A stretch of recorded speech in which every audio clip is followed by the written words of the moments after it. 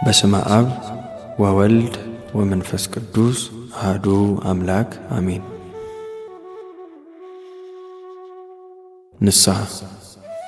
ንስሐ መግባት ማለት ኃጢአትን መተው ማለት ነው። ኃጢአት ማለት ከእግዚአብሔር ጋር በመጻረር ርኩሰት ተግባርን መፈጸም ማለት ነው። በዘፍጥረት ላይ ዮሴፍ የኃጢአትን ክፋት ሲናገር እንዴት ይህን ትልቅ ክፉ ነገር አደርጋለሁ፣ በእግዚአብሔር ፊት እንዴት ኃጢአትን እሰራለሁ ብሎ ነበር። ኦሪት ዘፍጥረት ምዕራፍ 39 ከቁጥር 9። ከዚህም በተጨማሪ ኃጢአት ስንል በልባችን ውስጥ የሚሰራውን የእግዚአብሔርን ፍቅር የሚያመጣልንን እንዲሁም የእግዚአብሔርን ምሕረት የሚያጎናጽፈንን መንፈስ ቅዱስን ማጠልሸት ማለት ነው። ታዲያ ኃጢአት ከእግዚአብሔር ጋር መጻረር ከሆነ ይህ ጉዳይ እንደ ቀላል ልናየው የማይገባ ነገር ነው ማለት ነው። እጅግም ከባድ ነው። መጽሐፍ ቅዱስ እንደሚነግረን ከሆነ እያንዳንዳችን የምንሰራውን ኃጢአት ጌታችን እንደሚሸከም ነው። ይህ ማለት እያንዳንዷ ኃጢአት በክርስቶስ ሸክም ላይ ሌላ ሸክም እንደመጨመር ነው ማለት ነው። ይህ ጉዳይ በጥሩ ቃላት ስንገልጸው የኃጢአታችንን መራራ ጠብታ ክርስቶስ በሚጠጣው መጠጥ ውስጥ መጨመር እንደማለት ነው። ከዚህ በተጨማሪ ኃጢአት አደገኛ የሚሆነው እርኩስ ስለሆነ ነው። እርኩስ የምንለው ዝሙት መፈጸምንና ዝሙት ለመፈጸም መመኘትን ብቻ አይደለም። ከአፋችን የሚወጣው እያንዳንዱ መጥፎ ቃላት በሙሉ እርኩስ ነው። ለዚያም ነው በዚህ ጉዳይ መድኃኒታችን ኢየሱስ ክርስቶስ ሰውን የሚያረክሰው ወደ አፍ የሚገባው አይደለም፣ ከአፍ የሚወጣው ሰውን ያረክሰዋል እንጂ ሲል የተናገረው። እንዲሁም ሐዋርያው ቅዱስ ያዕቆብ በመልእክቱ ከአንደበታችን የሚወጡት ቃላቶች ሊገሩ እንደሚገባቸውና በምናወጣቸው ቃላቶች የተነሳ መላው ሰውነታችን ልናረክስ እንደምንችል ገልጿል። ለዚያም ነው በብሉይ ኪዳን ዘመን የነበሩ ሰዎች ሕዝቡ ለሚሠራው ኃጢአትና ለሚያደርገው ርኩስ ምግባር ሁሉ ለአምላካቸው መሥዋዕትን ያቀርቡ የነበረው። የእውነተኛው የንስሐ ተፈጥሮ። ቀጥሎ የወንጌል ንስሐ ምን እንደሆነ እናያለን። ንስሐ የእግዚአብሔር የመንፈስ ጸጋ ሲሆን በዚህም አንድ ኃጢአተኛ በውስጡ የሚዋረድበትና በሚታይ ሁኔታ የሚታደስበት የህሊና ፈውስ ነው። ለተጨማሪ ማብራሪያ ንስሐ ከ6 ልዩ ንጥረ ነገሮች የተዋቀረ መንፈሳዊ መድኃኒት መሆኑን ማወቅ ያስፈልጋል። 1. ኃጢአትን ማየት፣ 2. ስለ ኃጢአት ማዘን፣ 3. ኃጢአትን መናዘዝ፣ 4. ኃጢአትን ማፈር፣ 5. ኃጢአትን መጥላት፣ 6. ኃጢአትን ከመስራት መመለስ። መረዳት ያለብን ነገር ከእነዚህ ውስጥ አንዳቸው ቢቀሩ ንስሐ ግቡን እንደሚያጣ ነው።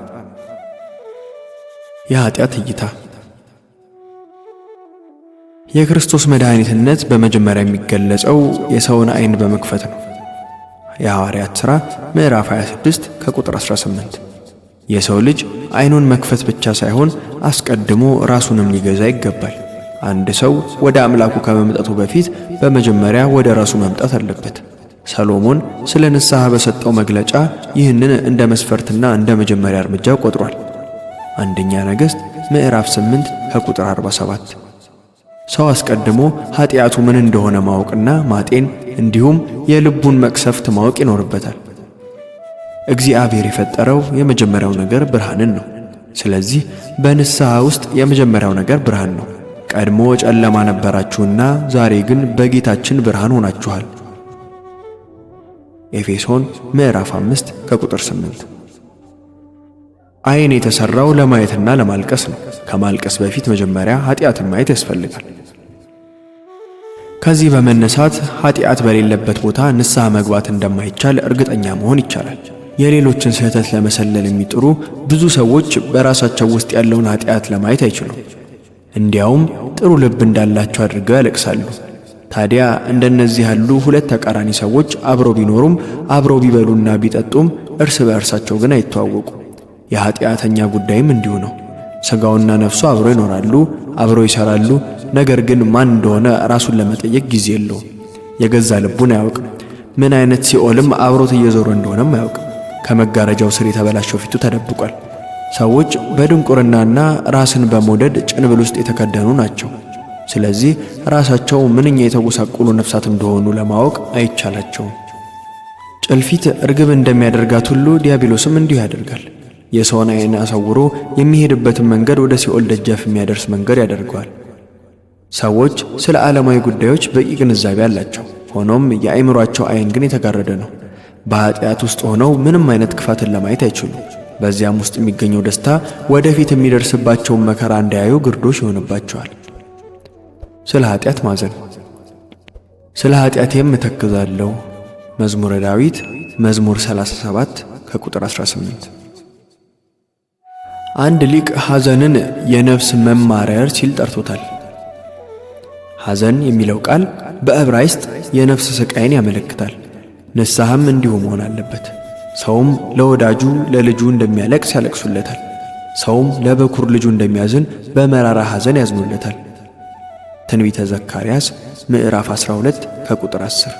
የመስቀሉ ችንካር በእጃችን ላይ እንደተቸነከረ እስኪሰማን ድረስ ስለ ሠራነው ኃጢአት ልናዝን ይገባል። አንድ ሰው ያለ ሐዘን ንስሐ መግባት ማለት አንዲት ሴት ያለ ምጥ ልጅ እንደመውለድ ማለት ነው። አንድ ሰው እምነቱ በጥርጣሬ የተሞላ ከሆነ ስለሚያምነው ነገር መጠራጠር አለበት። በዚያው ልክ ሐዘን በሌለበት ንስሐ የሚገባም ሰው ንስሐውን መጠራጠር አለበት። ሰማዕታት ለክርስቶስ ደማቸውን አፍስሰዋል። በተመሳሳይ ንስሐ የገቡ ሰዎችም ስለ ኃጢአታቸው እንባቸውን ሊያፈሱ ይገባል። በስተኋላቸውም በእግሮቹ አጠገብ ቆማ ለቀሰች፣ እግሮቹንም በእንባዋ ታርስ ነበር። የሉቃስ ወንጌል ምዕራፍ 7 ከቁጥር 38።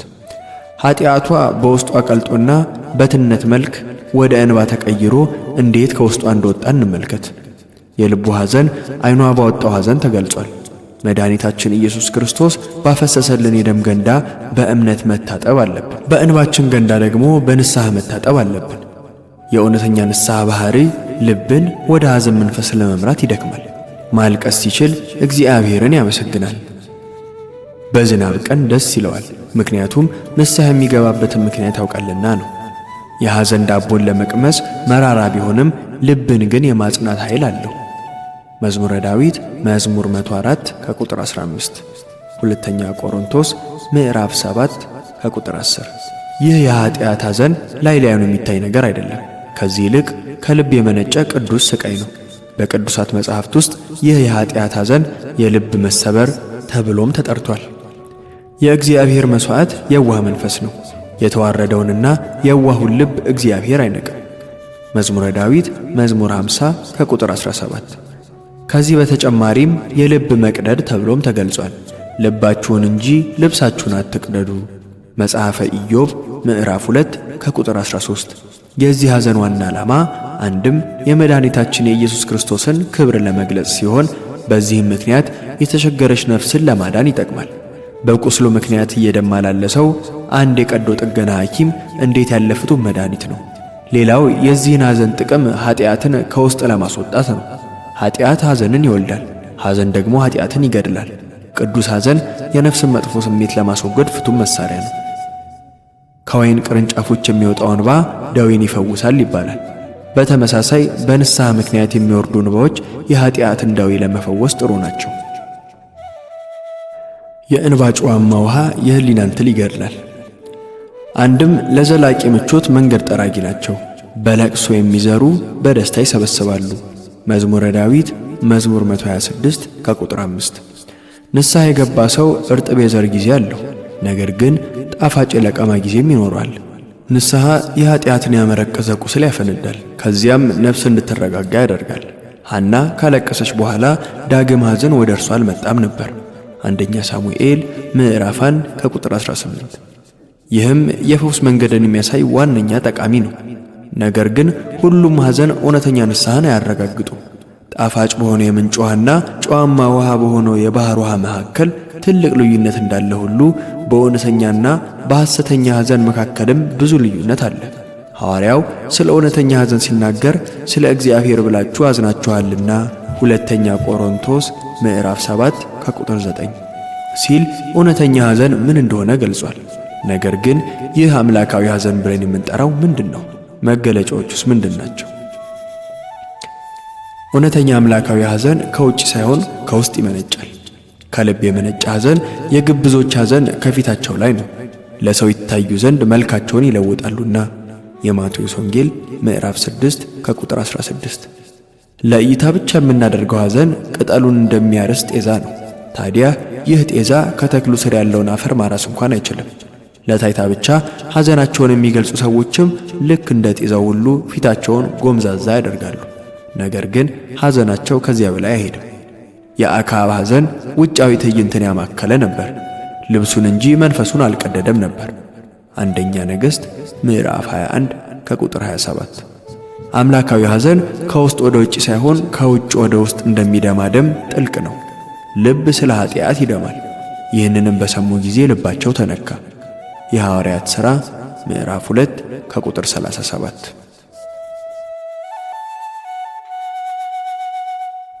ልብ በኃጢአት ውስጥ ቀዳሚውን ስፍራ እንደሚይዝ ሁሉ በሐዘንም ውስጥ ዋነኛውን ድርሻ መሸከም አለበት። ነገር ግን በሰውነቴ ውስጥ ያለውን ሌላ የኃጢአት ሕግ እመለከታለሁ።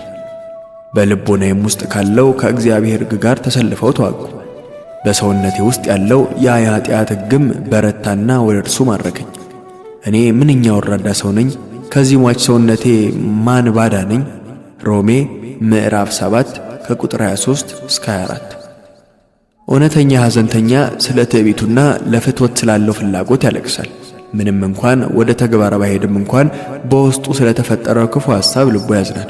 ክፉ ሰው ስለ አስከፊ ኃጢአቶቹ ሊታወክ ይችላል። በተቃራኒው እውነተኛ ሐዘንተኛ ስለ ኃጢአቱ ከልቡ ያዝናል። አምላካዊ ሐዘን ከልብ ነው። ከልቡ ያዘነ ሰው ስለሚደርስበት ቅጣት ሳይሆን ስለ በደሉ ያዝናል። የእግዚአብሔር ሕግን መጣሱ እንዲሁም ፍቅሩን መበደሉ ይታወቀዋል። ይህም አድራጎቱ ነፍሱን በእንባ ያቀልጣል። አንድ ሰው እንዳጠፋ ሊገባው ይችላል፣ ነገር ግን ላይጸጸት ይችላል። ልክ አንድ ሌባ ከተያዘ በኋላ የሚያሳየው ሐዘን እንደማለት ነው። ሌባው በአድራጎቱ ሳይሆን ልቡ የሚያዝነው ከዚያ በኋላ በራሱ ላይ ስለሚደርስበት ነገር ነው። ስለሰረቀው ነገር ዋጋ መክፈል እንዳለበት ስለሚረዳም ጭምር ነው። ግብዞች የሚያዝኑት ኃጢአታቸው በእነርሱ ላይ ይዞባቸው ስለሚመጣው ነገር ብቻ ነው። የእግዚአብሔር ፍርድ እንደሚቀበል እስካላወቀ ድረስም ዓይኖቹ እንባ ለማፍሰስ ፈቃደኛ አይሆኑ። በሙሴ ጊዜ ፈርዖኑ ከኃጢአቱ ይልቅ ስለ እንቁራሪቶችና ወደ ደም ስለተቀየረው ወንዝ ነበር የተጨነቀው። አምላካዊ ሐዘን ግን በዋናነት የሚያዝነው በእግዚአብሔር ላይ ለሚደረገው በደል ነው። ስለዚህም ምንም እንኳን የሚመታው ሕሊና ባይኖርም፣ የሚከሰው ሰይጣን ባይኖርም፣ የሚቀጣበት ገሃነም ባይኖርም እንኳን ነፍሱ በእግዚአብሔር ላይ ስላደረገው ጭፍን ጥላቻ ታዝናለች። ኃጢአቴም ሁልጊዜ በፊቴ ነውና መዝሙረ ዳዊት መዝሙር 150 ከቁጥር 3። ዳዊት የተመዘዘበትን ሰይፍ በፊቴ ነው አላለም፣ ከዚያ ይልቅ ኃጢአቴ ብሏል እንጂ። አንድ እውነተኛ ክርስቲያን ከሲኦል ጥይት እንደወጣና ፈጽሞ እንደማይፈረድበት ሲያውቅ ይቅርታ ያደረገለትን ነፃ ጸጋ በመበደሉ ከልቡ ያዝናል። አምላካዊ ሐዘን ታማኝ ነው። አምላካዊ ሐዘን ከእምነት ጋር የተቀላቀለ ነው። የዚያ ብላቴና አባትም አቤቱ አምናለሁ፣ ነገር ግን አለማመኔን እርዳው ብሎ ጮኸ። የማርቆስ ወንጌል ምዕራፍ 9 ከቁጥር 24። ደማቅ ቀስተ ደመና በውሃ ደመና ውስጥ ሲገለጥ ስናይ ስሜት እንደሚሰማን ሁሉ ከእምነት ጋር የተዋጀ ሐዘን እንዲሁ ነው። የእምነት መንኮራኩር ካላነሳው በስተቀር መንፈሳዊ ሐዘን ልብን ወደ ጥልቁ ያሰጥማል። ኃጢአታችን በፊታችን እንዳለ ሁሉ የእግዚአብሔር ቃል ኪዳንም በፊታችን መሆን አለበት። የእምነትን ዓይን የሚያሳውር ለቅሶም ጥሩ አይደለም። እምነት በነፍስ ውስጥ ከጠለቀ ሐዘናችን የውርደት ሐዘን ሳይሆን የተስፋ መቁረጥ ስሜት ይሆናል። ሁለት አይነት ሐዘን አለ። የመጀመሪያው ምክንያታዊ ሐዘን ብለን የምንጠራው ሐዘን ነው። ይህ ሐዘን ነፍስ ኃጢአት መስራትን ስትጠላ ሲሆን ኃጢአትን ከመቀበል ይልቅ ማንኛውም ቅጣት ለመቀበል ፈቃደኛ ስትሆን ነው። በሁለተኛ ደረጃ ስሜታዊ ሐዘን ብለን የምንጠራው የሐዘን አይነት ነው። ይህ የሐዘን አይነት በብዙ እንባ የሚገለጽ ሐዘን ነው። ከእነዚህ ውስጥ የመጀመሪያው በእያንዳንዱ የእግዚአብሔር ልጅ ውስጥ ይገኛል። ነገር ግን ሁሉም ሰው ሁለተኛውን የሐዘን አይነት አይኖረውም። ይህም በዓይን ላይ የሚያልፍ ሐዘን ነው። ለማልቀስ ቅርብ የሆነ የሐዘን አይነት በእግዚአብሔር ዘንድ በእጅጉ የሚያስመሰግን የሐዘን አይነት ነው። መድኃኒታችን ኢየሱስ ክርስቶስ እንባን የሚያቀሩ ዓይኖች እንደ ታላቅ ውበት ይመለከታቸዋል። ይህም ኃጢአታችን እንድናለቅስ ሊያስገድደን እንደሚገባ ስለሚያውቅ ነው። አብዛኛውን ጊዜ አንዳንድ ልናጣው የማንፈልገውን መልካም ነገር ስናጣ እናለቅሳለን። ታዲያ የእግዚአብሔርን ሞገስ ስናጣ የማናለቅሰው ለምንድን ነው? ሚካ አማልክቶችን ወስደሃልና ሌላ ምን አለኝ ብሎ የሐሰት አምላኩን በማጣቱ አልቅሷል። መጽሐፈ መሳፍንት ምዕራፍ 18 ከቁጥር 24። ታዲያ አንተ እውነተኛው አምላክ ካንተ እየተወሰደ እያየህ እንዴት አታለቅስ? አንዳንዶች ንስሐችንና ሐዘናችን ሁሌም አንድ መሆን አለበት ወይ ብለው ይጠይቁ ይሆናል። ምንም እንኳን ንስሐ ሁልጊዜ በነፍስ ውስጥ መኖር ቢገባውም ንስሐችንን ማደስ ያለብን ሁለት ልዩ ጊዜያቶች አሉ። የመጀመሪያው ልባችን በተሰበረ ጊዜ። ንስሐ መግባት የቅዱስ ቁርባን አመለካከት ያለው ሥርዓት ነው። የተሰበረ ልብና ክርስቶስ በደንብ ይስማማሉ። በኃጢአት ምክንያት ጎምዛዛ ጣዕምን በወሰድን መጠን በክርስቶስ ብዙ ጣፋጮች እንደምንቀበል መረዳት አለብን። ያዕቆብ አልቅሶ እግዚአብሔርን ሊያገኘው ችሏል። ያዕቆብም እግዚአብሔርን ፊት ለፊት አየው፣ ሰውነቴም ዳነች ሲል የዚያን ቦታ ስም ጵኒኤል ብሎ ጠራው። ኦሪት ዘፍጥረት ምዕራፍ 32 ከቁጥር 30። በቅዱስ ቁርባን ውስጥ መድኃኒታችን ኢየሱስ ክርስቶስን የምናገኝበት አንዱ መንገድ ከልባችን አልቅሰን ስንጸጸት ነው። ሌላኛው አስደናቂ ንስሐ ጊዜ በሞት ጥላ ስር ስንሆን ነው። ይህ ወቅት የለቅሶ ጊዜ መሆን አለበት። አሁን የመጨረሻ ሥራችን ለመንግሥተ ሰማያት መብቃት ነውና ምርጡ የእንባችን መፍሰሻው ጊዜ በዚህ የሞት ድባብ ላይ ስንሆን ነው። ምናልባት ከዚያ በፊት በሕይወት ዘመናችን ንስሐ እየገባን ኃጢአታችንን ያላጸዳን እንደሆነ በዚያ የመጨረሻ ሰዓት ወዲያውኑ ንስሐ ልንገባ ይገባል። ብዙ ኃጢአትን በመስራታችንና ትንሽ ብቻ ስላለቀስን የእግዚአብሔር ከረጢት ሞልቶ መቀመጫ ከማጣታችን በፊት ሁኔታውን ልንረዳው ይገባል። ይህ ማለት ፈጥነን ንስሐ ስላለመግባታችንም ንስሐ ልንገባ ይገባናል ማለት ነው። በኃጢአት ውስጥ ሆነን ከእግዚአብሔር ርቀን ለረጅም ጊዜ በመቆየታችን ንስሐ መግባት አለብን። እግዚአብሔርን አብዝተን ስላልወደድነው፣ የእርሱን በጎነት ስላረከስነው፣ ለእርሱ ክብር ስላላመጣን ንስሐ ልንገባ ይገባናል።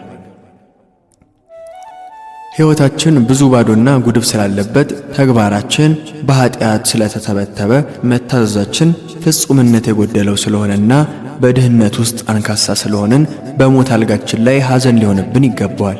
ነፍስ ከሥጋ ተነጥላ በምትወጣበት ጊዜ በእንባ ባሕር ውስጥ እየዋኘች ወደ ሰማይ መውጣት አለባት።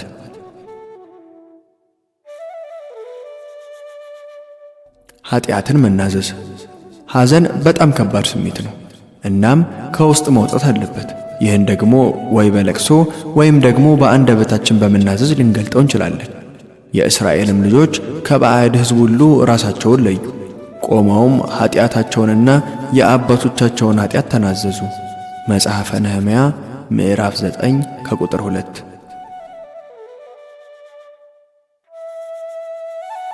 እስኪጠፉ ድረስ ፊቴንም እስኪሹ ድረስ እሄዳለሁ፣ ወደ ስፍራዬም እመለሳለሁ። በመከራቸው ጊዜ በማለዳ ወደ እኔ ገሰግሳሉ። እንዲህም ይላሉ፣ ኑ ወደ አምላካችን ወደ እግዚአብሔር እንመለስ። እርሱ ሰብሮናልና እርሱም ይፈውሰናል፣ እርሱም መጥቶናልና እርሱም ይጠግነናል። ትንቢተ ሆሴዕ ምዕራፍ 5 ከቁጥር 15። ትንቢተ ሆሴዕ ምዕራፍ 6 ከቁጥር 1። ይህ የመጽሐፍ ቅዱስ ቃል ልክ አንድ በልጇ የተናደደች እናት ልጇ ስህተቱን አምኖ ይቅርታን እስኪጠይቅ ድረስ ፊቷን ደብቃ የምትቆየውን እናት የሚያመለክት ዘይቤ ያለው ነው። መናዘዝ ማለት ራስን መወንጀል ማለት ነው። እነሆ በድያለሁ፣ ሁለተኛ ሳሙኤል ምዕራፍ 24 ከቁጥር 17። በሰውኛ ዓለም ውስጥ ይህ ሁኔታ አይሰራም። ማንም ራሱን ሊከስ አይችልም። ነገር ግን ከሳሹን ሊያይ ይፈልጋል። ወደ እግዚአብሔር ፊት ስንቀርብ ግን ራሳችንን መክሰስ ይገባናል። በዚህ ራስን በመወንጀል ሂደት ውስጥ በዚያውም ከሰይጣን ክስ እያመለጥን እንደሆነ ልንገነዘብ ይገባል። ኃጢአታችንን ስንናዘዝ ስለ ትዕቢታችን፣ ስለ ክህደታችንና ስለ ስሜታዊነታችን ራሳችንን እናስገብራለን። ስለዚህም የወንድሞች ከሳሽ የተባለው ሰይጣን እነዚህን ነገሮች በእኛ ላይ በሚጥልበት ጊዜ እግዚአብሔር ራሳቸውን ቀድመው ከሰዋል ሲል እኛ ላይ ሊከፍት ያሰበውን አፉን ያዘጋዋል። ስለዚህ ሰይጣን ሆይ ክስህ ውድቅ ሆኗል፣ ክስህም በጣም ዘግይቷል ሲልም ክሱን ውድቅ ያደርገዋል። ትሑት ኃጢአተኛ ራሱን ከመወንጀል አልፎም በራሱ ላይ ፍርድ ይሰጣል። በእግዚአብሔር ቁጣ መታሰር እንደሚገባው ይናዘዛል። ሐዋርያው ጳውሎስም እኛ በራሳችን ብንፈርድ ኖሮ ባልተፈረደብንም ነበር፣ አንደኛው ቆሮንቶስ ምዕራፍ 11 ከቁጥር 31 ሲል የተናገረውም ለዚያ ነው።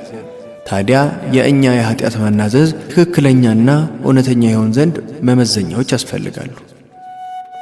ኃጢአትን መናዘዝ በፈቃደኝነት ላይ የተመሰረተ መሆን አለበት። ኃጢአትን መናዘዝ በነጻነት ከምንጭ እንደሚወጣ ውሃ መሆን አለበት። የደካማ ሰው ኑዛዜ የእግዚአብሔር የቁጣ ብልጭታ ወደ ሕሊናው ውስጥ ሲበር ወይም ሞትን ሲፈራ የሚከሰት ነገር ነው። ያኔ ለመናዘዝ አእምሮን ክፍት ያደርጋል። በለዓም የመልአኩን የተመዘዘ ሰይፍ ባየ ጊዜ በድያለሁ ኦሪት ዘኍልቍ ምዕራፍ 22 ከቁጥር 34 ሊል ችሏል። ነገር ግን እውነተኛ ተናዛዥ ልክ እንደ ከርቤ ከዛፉ ወይም ከቀፎ እንደሚወጣ ማር ከልቡ ይወጣል። አባቴ ሆይ በሰማይም በፊትህም በደልሁ የሉቃስ ወንጌል ምዕራፍ 15 ከቁጥር 18 ሲልም አምላኩን ምሕረት ይጠይቃል። አባካኙ ልጅ በአባቱ ከመከሰሱ በፊት ራሱን ይከሳል።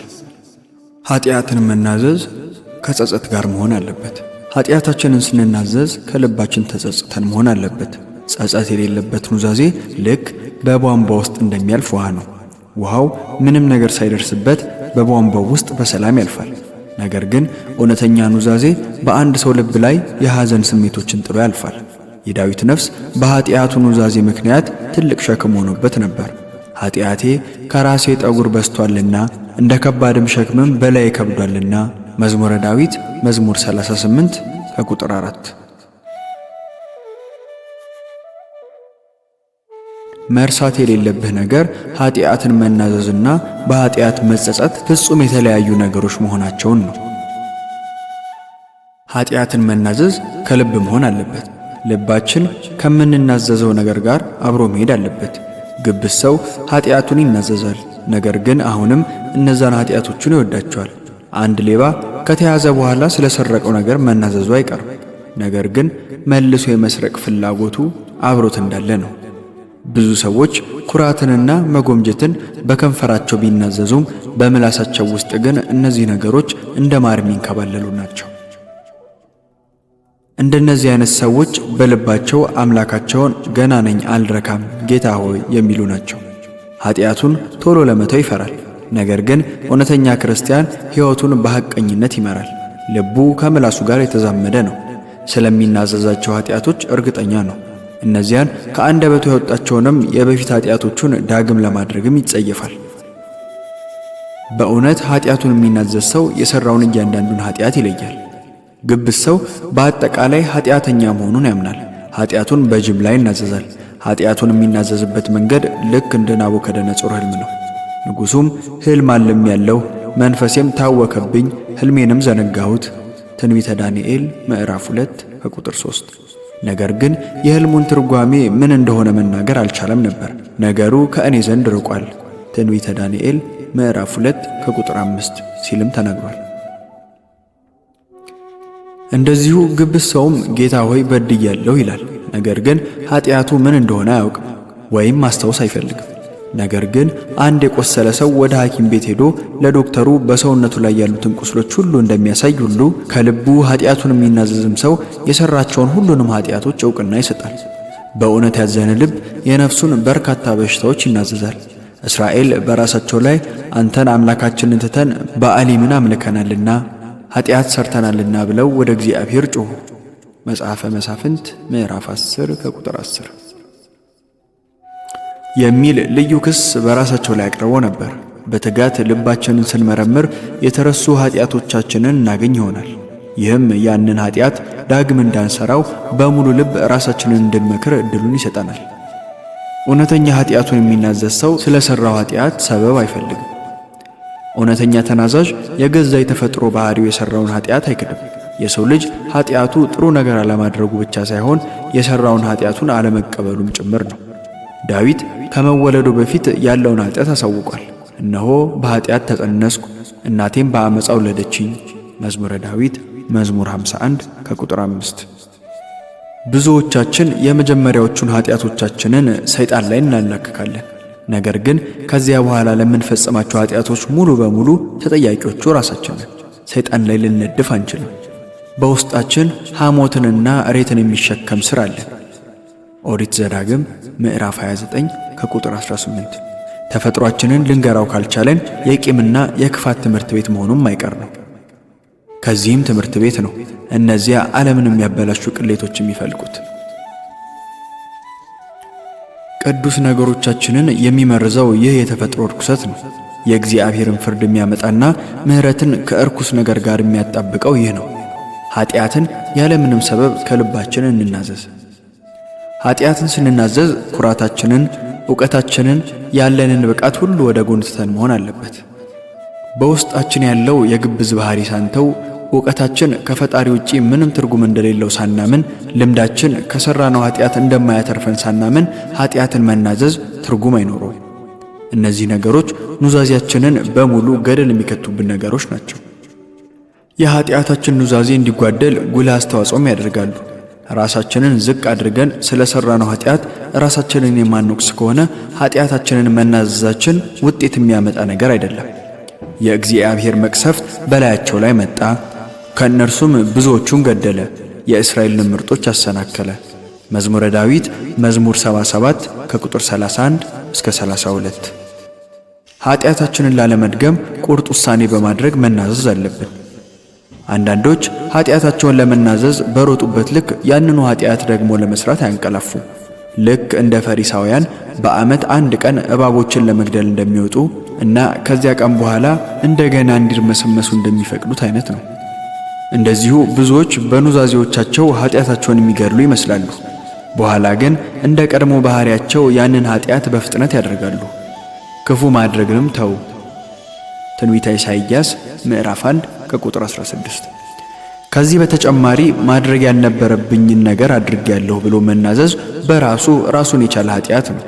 በሙሴ ጊዜ ፈርዖኑ ፈጣሪ በሚያደርገው ተአምራት የተነሳ ከአንድም ብዙ ጊዜ በደል እንደሰራ አምኖ ነበር። ነገር ግን ተአምራቱ ከፊቱ ሲጠፉ ልቡን መልሶ ያደነድን ነበር።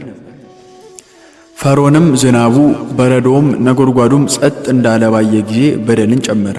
እርሱና ሹሞቹም ልባቸውን አደነደኑ።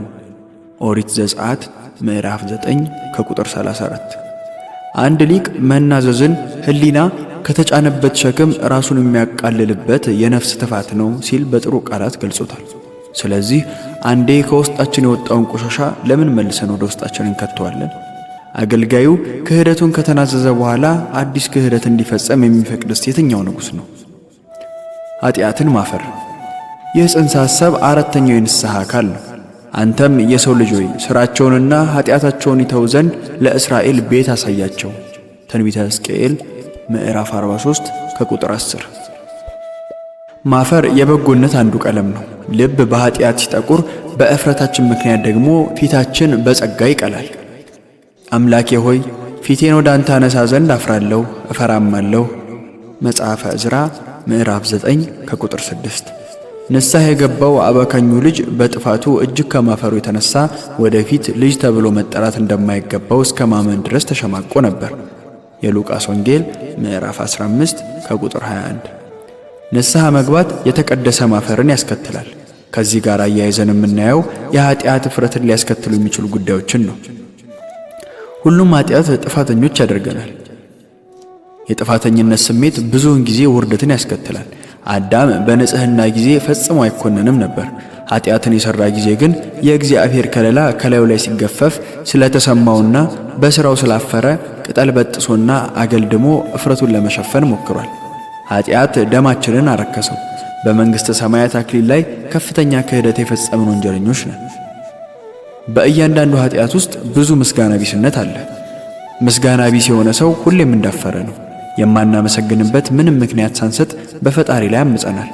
አባቶቻችሁ ከእኔ ዘንድ የራቁ ከንቱነትንም የተከተሉ ከንቱም የሆኑ ምን ክፋት አግኝተውብኝ ነው? ትንቢተ ኤርምያስ ምዕራፍ 2 ከቁጥር 5። እግዚአብሔር ለሰው ልጅ ያላሳየው ክብር የለም። በገዛ ፍጥረቱም እስከ መታረድም ድረስ የሰውን ልጅ አክብሯል። ነገር ግን የሰው ልጅ አሁንም ድረስ የእግዚአብሔርን ክብር ይጠራጠራል።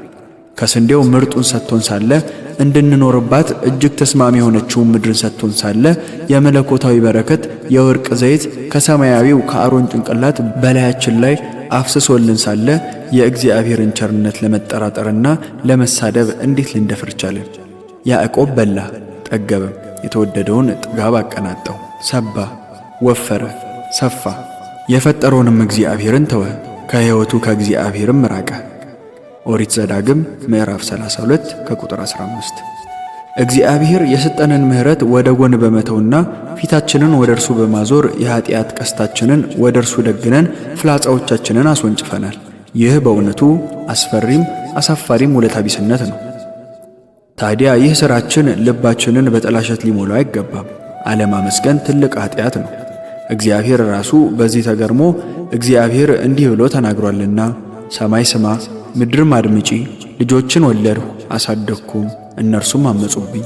ትንቢተ ኢሳይያስ ምዕራፍ 1 ከቁጥር 2 ሲል ተናግሯል።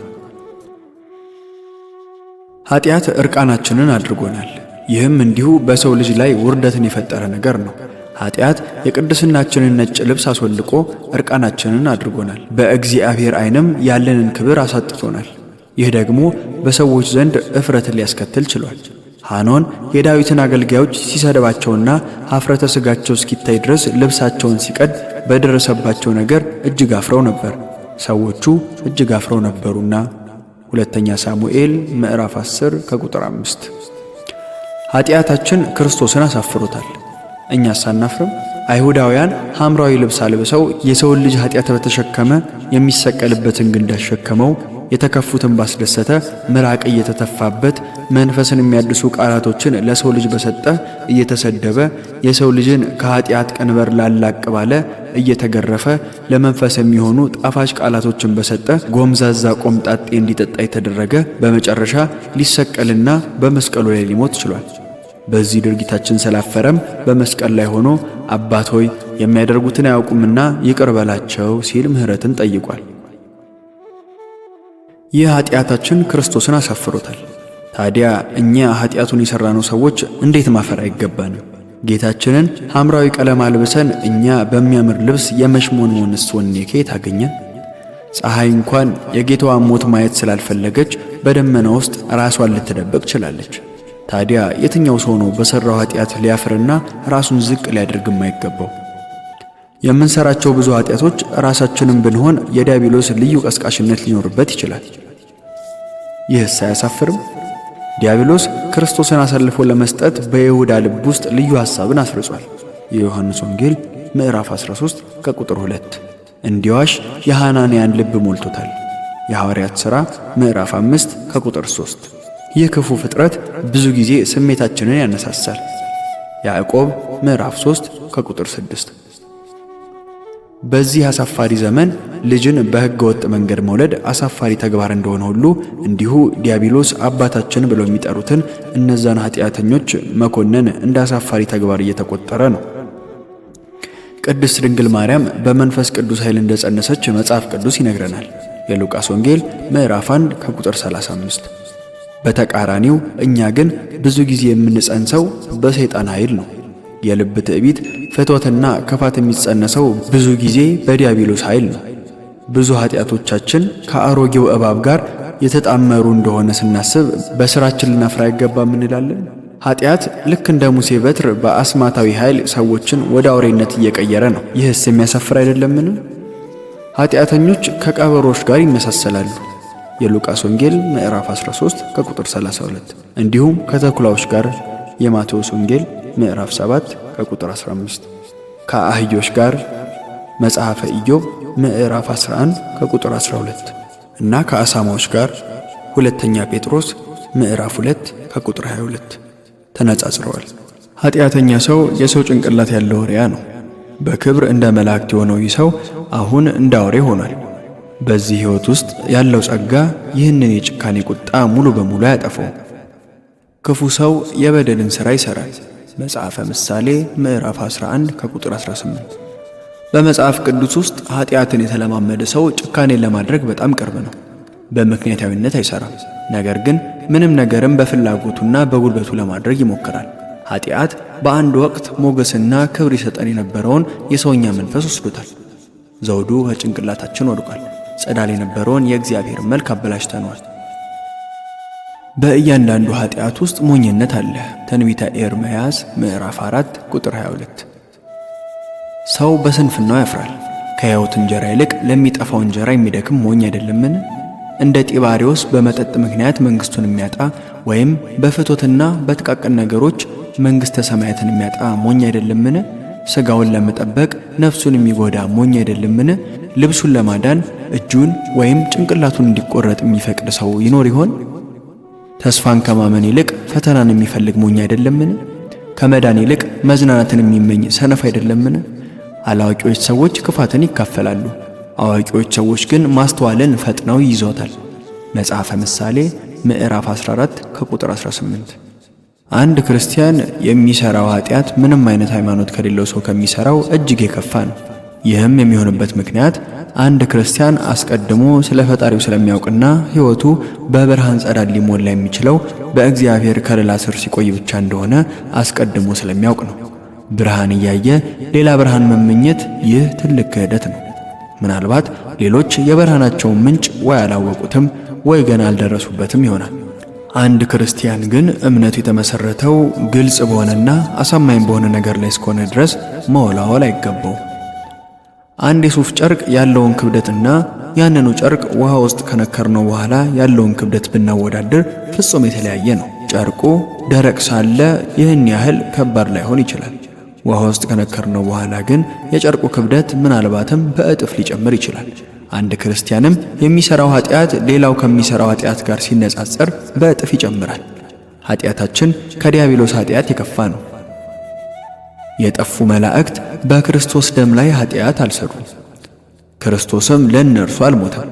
የችሮታው መድኃኒት እነርሱን ለመፈወስ ፈጽሞ አልታሰበም። እኛ ግን ባለማመን ደሙን አዋርደነዋል። ለሰው ልጅ የሰጠውን ትዕግሥት ያህል ላጠፉት መላእክቶች አልሰጠም።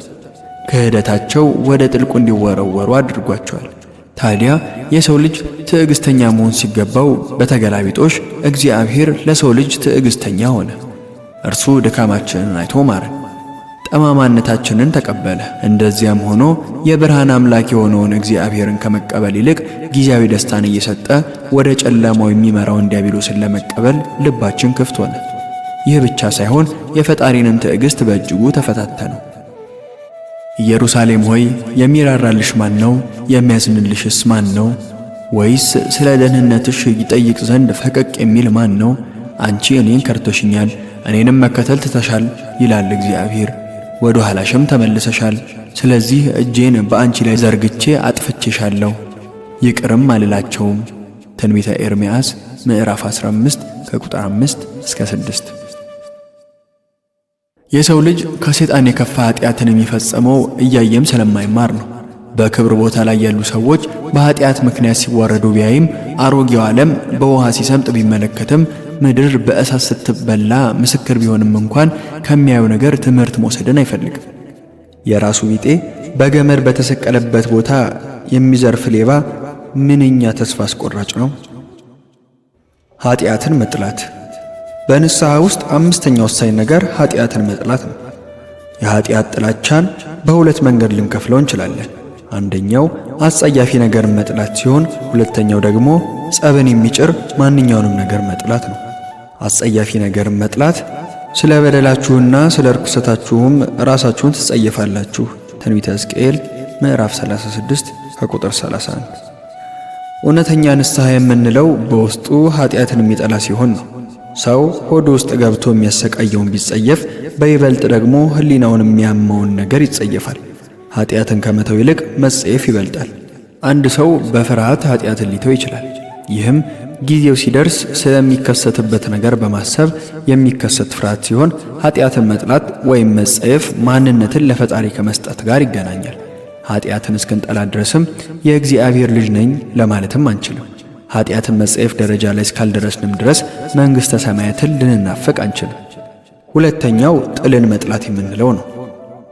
ሕይወትን በእንቅስቃሴ ከማግኘት የተሻለ ሌላ መንገድ የለም። እንዲሁ ንስሐን ለማወቅ በኃጢአት ላይ ቅዱስ ልንሆንበት ይገባል።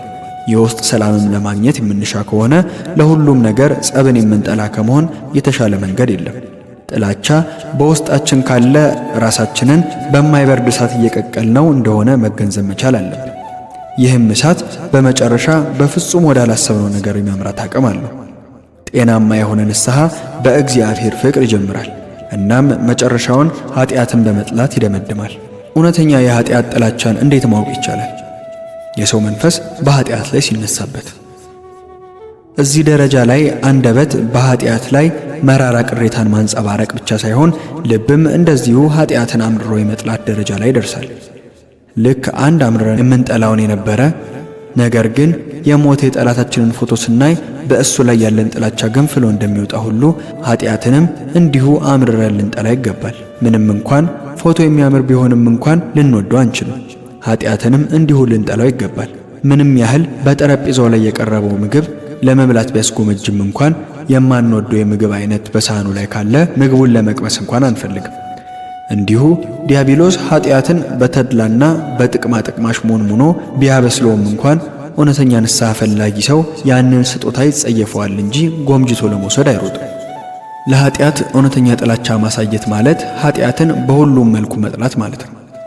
ቅዱስ ልብ ኃጢአትን ስለ ውስጣዊ ብክለቱ አምርሮ ይጸየፈዋል። ኃጢአት በነፍስ ላይ እድፍ ያስቀምጣል። ዳግም የተወለደ ሰው ኃጢአትን የሚጸየፈው ክፉ ስለሆነ ብቻ ሳይሆን እንደ በሽታም ስለሚቆጥረው ነው። ይህ ማለት አንድ ሰው እባብን የሚጠላው ስለ ንክሻው ብቻ ሳይሆን ስለ መርዙም ጭምር ነው። በተመሳሳይ ኃጢአትን የሚጠላው ሲኦልን ስለሚያስብ ብቻ ሳይሆን ራሱ ኃጢአት ሲኦል ስለሚሆንበትም ጭምር ነው። እባብን የሚጠላ ሰው የእባብን ዘርም በሙሉ ይጠላል። የአመፃን መንገድ ጠላሁ።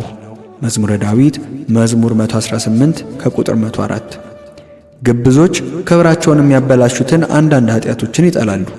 እውነተኛ ለውጥን የሚፈልግ ሰው ግን ኃጢአትን የተባለ በሙሉ ማለትም ይህቺ ትንሽ ነች፣ ይሄ ትልቅ ነው ሳይል ሁሉንም ኃጢአት አምርሮ ይጠላል። ጳውሎስ የኃጢአትን የትኛውንም እንቅስቃሴ ይጠላ ነበር። ሮሜ ምዕራፍ 7 ከቁጥር 23። ብዙ ሰው ኃጢአት እርኩስ ነገር እንደሆነ ያምናል፣ በአፉም ይመሰክራል። ነገር ግን ኃጢአቱ የሚሰጠውን ጣፋጩን ነገር ለመቅመስ አይግደረደርም። ከዚያ የሚያገኘውን ምስጢራዊ እርካታም በእጅጉ ይፈልገዋል። እውነተኛ ጥላቻ በምንም ነገር የማይተካ ነው። እውነተኛ ሰው ከንስሐ በኋላ ከኃጢአት ጋር ፈጽሞ አይታረቅም። ቁጣ ሊታረቅ ይችላል፣ ነገር ግን ጥላቻ ሊታረቅ አይችልም። ኃጢአት ልክ እንደ አማሌቅ ነው። ይህም ዳግመኛ ሞገስን ሊያገኝ አይገባውም። በእግዚአብሔር ልጅና በኃጢአት መካከል ያለው ጦርነት በሁለቱ መኳንንት መካከል እንደነበረው ጦርነት መሆን አለበት። በዘመኑም ሁሉ በሮብዓምና በኢዮርብዓም መካከል ጦርነት ነበር። አንደኛ ነገሥት ምዕራፍ 14 ከቁጥር 30። ለኃጢአት እውነተኛ ጥላቻ ካለን በራሳችን ውስጥ ስላለ ኃጢአት ብቻ ሳይሆን በሌሎችም ላይ ስላለ ኃጢአት እንቃወማለን። የኤፌሶን ቤተ ክርስቲያን ክፉ የሆኑትን ሰዎች መታገስ አልቻለችም ነበር። ራእየ ዮሐንስ ምዕራፍ 2 ከቁጥር 2። ጳውሎስ ንጹሕ በሆነ መንገድ ሐዋርያው ጴጥሮስን አጥብቆ አውግዞታል። ክርስቶስ በተቀደሰ ቁጣ ገንዘብ ለዋጮችን ከቤተ መቅደሱ እንዲወጡ ቀስጿል። የዮሐንስ ወንጌል ምዕራፍ 2 ከቁጥር 15። ቤተ መቅደሱ የንግድ ቦታ እንዲሆን አልፈለገም። ነህምያ መኳንንቱን ስለ አራጣ አበዳሪነታቸው ወቅሷቸዋል። መጽሐፈ ነህምያ ምዕራፍ 5 ከቁጥር 7። እንዲሁም ሰንበትን ስለ ማርከሳቸው ገስጿቸዋል። መጽሐፈ ነህምያ ምዕራፍ 13 ከቁጥር 17። ኃጢአትን የሚጠላ ሰው በቤተሰብ ውስጥ ክፋትን አይታገስም። ትዕቢትን የሚያደርግ በቤቴ መካከል አይኖርም። መዝሙረ ዳዊት መዝሙር 100 ከቁጥር 7። ኃጢአትን ለመቃወም ፍላጎት የሌላቸው ሰዎች ለንስሐ እንግዳ ናቸው። በውስጣቸው ያለው ኃጢአት በእባብ ውስጥ እንዳለ መርዝ ነው። ኃጢአትን ከመጥላት ይልቅ የሚወዱ ከንስሐ የራቁ ናቸው። በተቃራኒው ለእግዚአብሔር ሰዎች ኃጢአት የዓይን ሾህ ናቸው፣ ለደከመው ደግሞ በራስ ላይ የሚቀመጥ አክሊል። አንድ መረዳት ያለብህ ነገር ኃጢአትን መውደድ ከመስራት የከፋ መሆኑን ነው። አንድ ጥሩ ሰው ሳይታወቀው የኃጢአትን ድርጊት ሊፈጽም ይችላል። ኃጢአትን መውደድ ግን ተስፋ አስቆራጭ ነው። አንድ ሰው ኃጢአትን ለማድረግ ውስጡን ፈቃደኛ ባደረገ ቁጥር ፍቅር የሚባለውን ስጦታ እያጣው ይሄዳል። ይህም ስለ ሰው ልጅ በምንም መልኩ እንዳይጨነቅና ስለ ራሱ ብቻ እንዲያስብ ያደርገዋል። ኃጢአቱም በበዛ መጠን ወደ ፈጣሪው የመመለስን ሐሳብ እርግፍ አድርጎ ይተወዋል። ለዚያም ነው በፈቃደኝነት የምንፈጽመው ኃጢአት እጅግ ከባድ የሚሆነው። የተከለከለውን ፍሬ የሚወዱ ስንቶች ናቸው? ስለ ራሳቸው ብቻ ያስባሉ። ዝሙትን አጥብቀው ይወዳሉ፣ ኃጢአትን ያፈቅራሉ፣ ተግሳጽን ደግሞ ይጠላሉ። በዚህ ጉዳይ ሰሎሞን ስለ ሰዎች ትውልድ ሲናገር ከፀሐይ በታች የተደረገው ክፉ ሁሉ ለሁሉ ነው፣ የሁሉ ድርሻ አንድ ነውና። ደግሞም የሰው ልጆች ልብ ክፋትን ትሞላለች። በሕይወታቸው ሳሉ ሁከት በልባቸው አለ፣ ከዚያም በኋላ ወደ ሙታን ይወርዳሉ። መጽሐፈ መክብብ ምዕራፍ 9 ከቁጥር 3 ብሎ ነበር።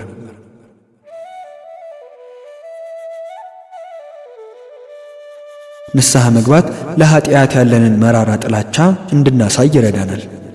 ኃጢአትን ማድረግ የምንወድ ከሆነ ግን ምንም አይነት ሁኔታ ውስጥ ብንሆንም የኃጢአት ልማዳችንን ከማድረግ ወደ ኋላ አንልም። ሕይወታችንን የሚያስከፍል ነገር ቢሆንም እንኳን ለዚህም ይሆን ዘንድ በጊንጥና በአዞው መካከል የተከሰተውን አንድ ታሪክ ላካፍላችሁ። በአንድ ወቅት አንድ ጊንጥ በአቅራቢያው ያለውን ወንዝ ለመሻገር ይፈልጋል። ጊንጦች መዋኘት እንደማይችሉና በውሃ ውስጥም መቆየት እንደማይችሉ ሁላችንም እናውቃለን። ታዲያ በዚያ ወንዝ ላይ አንድ ሰነፍ አዞ ይዋኝ ነበር። ይህን የተረዳው ጊንጥ ወደ አዞ ተጠግቶ ሰላም የተከበርክ አዞ፣ ከወንዙ ማዶ መሻገር ፈልጌ ምን ማድረግ እንዳለብኝ ሳስብ አንተን አየሁህ። ወንዙን ብታሻግረኝ ደስተኛ ሆን ነበር አለው። አዞውም በፍጹም አላደርገውም ሲል ይመልስለታል። ጊንጡም ለምን ሲል ጠየቀ። አዞውም ሁላችንም ጊንጦች እንደሚናደፉ እናውቃለን፣ መርዛችሁም ደግሞ ገዳይ ነው፣ ብትነድፈኝስ ሲል ጊንጡን ይጠይቀዋል። ጊንጡም አረ በፍጹም እንዲህ አላደርግም ሲል ወንዙን ለመሻገር የጨነቀው ጊንጥ መለሰ። ጊንጦች ውሃ እንደሚፈሩ ሁሉም ያውቃል፣ መዋኘትም አንችልም። በአጋጣሚ ውሃ ውስጥ ብንገባ ከመስመጥ ውጪ ምንም ምርጫ የለንም። አክሎም ለምን እንዲህ አይነት የደደብ ሥራ ሰራለሁ? አዞም ጊንጡ የተናገረውን ነገር ለጥቂት ጊዜ ካሰበበት በኋላ የተናገረው ነገር እውነት መሆኑን ተረዳ። ቢወጋኝ ራሱ ይሞታል ሲልም አሰበ። ስለዚህ በጊንጡ ሐሳብ ተስማምቶ ጊንጡን ጀርባው ላይ እንዲወጣ ይፈቅድለታል። ወንዙን በመሻገር ላይ እንዳሉም አዞ ጀርባው አካባቢ የመወጋት ስሜት ይሰማዋል። አዞም ጊንጡ እንደነደፈው ተረድቶ በጭንቀት ለምን እንዲህ አደረክ ሲል ጊንጡን ይጠይቀዋል። ጊንጡም ምንም ማድረግ አልችልም፣ ጊንጥ መሆኔን አትርሳ ሲል በመስመጥ ላይ ላለው አዞ ይነግረዋል። ሁለቱም ወንዙን ለመሻገር ሳይበቁ ሰምጠው ሞቱ ይባላል። ኃጢአትም እንዲሁ ልንጸየፈው ካልቻልን እየሸነገለ የሞት አፋፍ ላይ ያደርሰናል። መጨረሻችንም ሞት ይሆናል። ኃጢአትን ከመስራት ራስን መመለስ። በንስሐ ውስጥ ስድስተኛው ጽንሰ ሐሳብ ከኃጢአት መመለስ ነው። አንድ ሰው ራሱን ከሚሰራው ኃጢአት ሳይመልስ ንስሐ ቢገባ ትርጉሙ ምንድን ነው? ተመልሶ እዛው ኃጢአት ውስጥ መዘፈቁ የማይቀር ነው። እውነተኛ ንስሐ ልክ እንደ አሲድ ነው፣ የኃጢአትን የብረት ሰንሰለት ይበላል። ስለዚህ ከኃጢአት መመለስና ከልብ ማልቀስ አንድ ላይ የሚሄዱ ነገሮች ናቸው። የሐዘን ደመና እንባን ካዘነበ በኋላ በሚወጣው ጸዳል ነፍስ ትረካለች። ስለዚህ ለእስራኤል ቤት እንዲህ በል፣ ጌታ እግዚአብሔር እንዲህ ይላል፣ ንስሐ ግቡ፣ ከበደላችሁም ተመለሱ፣ ፊታችሁንም ከኃጢአታችሁ ሁሉ መልሱ። ትንቢተ ሕዝቅኤል ምዕራፍ 14 ከቁጥር 6። ይህ ከኃጢአት መመለስ ኃጢአትን መተው ተብሎም ተጠርቷል። ትንቢተ ኢሳይያስ ምዕራፍ 55 ከቁጥር 7። ኃጢአትን ማራቅ ተብሎ ተጠርቷል። መጽሐፈ ኢዮብ ምዕራፍ 11 ከቁጥር 14። ጳውሎስ እባብን ይዞ ወደ እሳቱ እንደወረወረው ሁሉ እኛም ኃጢአትን ከራሳችን አርቀን ልንጥለው ይገባል። የሐዋርያት ሥራ ምዕራፍ 28 ከቁጥር 5። አንድ ክርስቲያን ከኃጢአት በተመለሰበትም ቀን ራሱን ለዘላለም ጾም ማስገዛት አለበት። ዓይን ከርኩሰት እይታ መጾም አለበት። ስድብ ከመስማት ጆሮም መጾም አለበት። አንደበት ከመሐላ መጾም አለበት። እጆች ከጉቦ መጾም አለባቸው። እግሮቹ ከጋለሞታ መንገድ መጾም አለባቸው። ነፍስም ከጥላቻ መጾም አለባት። ይህ ከኃጢአት መመለስም ግልጽ የሆነ ለውጥን ያሳያል ማለት ነው። ከኃጢአት ስለመመለስ ስናወራ በልብ ውስጥ የሚሰራ ለውጥ አለ። ሰይጣን ድንጋዩን ወደ ዳቦ በመለወጥ ክርስቶስ አምላክነቱን እንዲያረጋግጥ ፈልጎ ነበር። ክርስቶስ ግን ከዚያ የበለጠ ተአምር አድርጓል። እንደ ድንጋይ የጠጠሩ ልቦችን ለስላሳና ሩህሩህ እንዲሆኑ አድርጓል። ንስሐ እንዲሁ ድንጋይ የሆነ ልብን ወደ ሥጋ ይለውጣል። በሕይወት ውስጥም የሚሠራ ለውጥ አለ። ከኃጢአት ስንመለስ ሌሎች ሰዎች እስኪገነዘቡ ድረስ የመታየት አቅም አለው። ይህም ከጨለማ ወደ ብርሃን መለወጥ ይባላል። ኤፌሶን ምዕራፍ 5 ከቁጥር 8። ጳውሎስ ሰማያውያን ራእይ ካየ በኋላ ሁሉም ሰዎች እስኪደነቁ ድረስ ተለውጧል። ሐዋርያት ሥራ ምዕራፍ 9 ቁጥር 21። ንስሐ መግባት የእስር ቤቱን ጠባቂ ወደ ሐኪምነት ቀይሮታል። የሐዋርያት ሥራ ምዕራፍ 16 ከቁጥር 33። ወዲያውኑም በሌሊት ወስዶ ቁስላቸውን አጠበላቸው። እርሱም በዚያው ጊዜ ከቤተሰቡ ሁሉ ጋር ተጠመቀ። ወደ ቤቱም አግብቶ ማዕድ አቀረበላቸው። በጌታችን ስላመነም እርሱ ከቤተሰቡ ጋር ደስ አለው። የሐዋርያት ሥራ ምዕራፍ 16 ከቁጥር 33 እስከ 34። አንድ ወደ ምስራቅ እየሄደ ያለ መርከብ በንፋስ ምክንያት ወደ ምዕራብ ሊዞር ይችላል። እንደዚሁ አንድ ሰው የመንፈሱን መርከብ ከነፋሱ ጋር ታግሎ እሱ ወደሚፈልግበት አቅጣጫ እስካልቀየረ ድረስ መርከቡን አቅጣጫ ሊያስት እንዲሁም ሊበታትንበት የሚፈልግ ከባድ አውሎ ነፋስ በዙሪያው እንደከበበው መረዳት አለበት።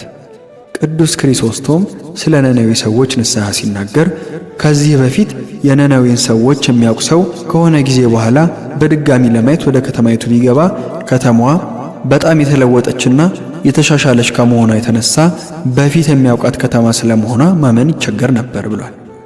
ሌላ ነፍስ በአካላችን ውስጥ እንዳደረገ እስከሚሰማን ድረስ ንስሐ በሰው ላይ የሚታይ ለውጥን የማድረግ አቅም አለው።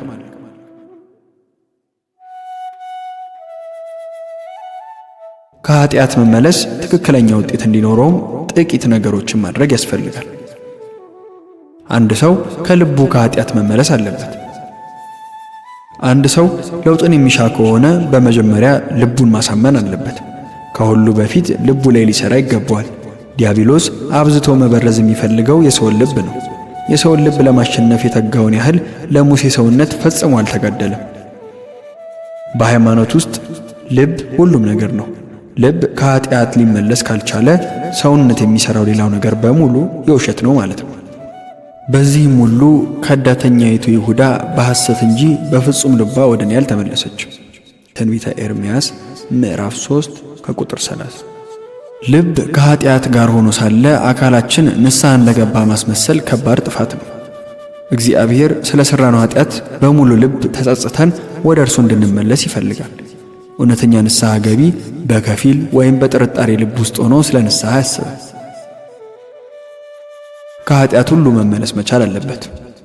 ክፉ ሰው መንገዱን በደለኛም ሐሳቡን ይተው፣ ወደ እግዚአብሔርም ይመለስ፣ እርሱም ይምረዋል፣ እርሱ ብዙ በደላችሁን ይተውላችኋልና። ትንቢተ ኢሳይያስ ምዕራፍ 55 ከቁጥር 7። እውነተኛ ንስሐ ሁሉንም የኃጢአትን መንገድ ያጠፋል።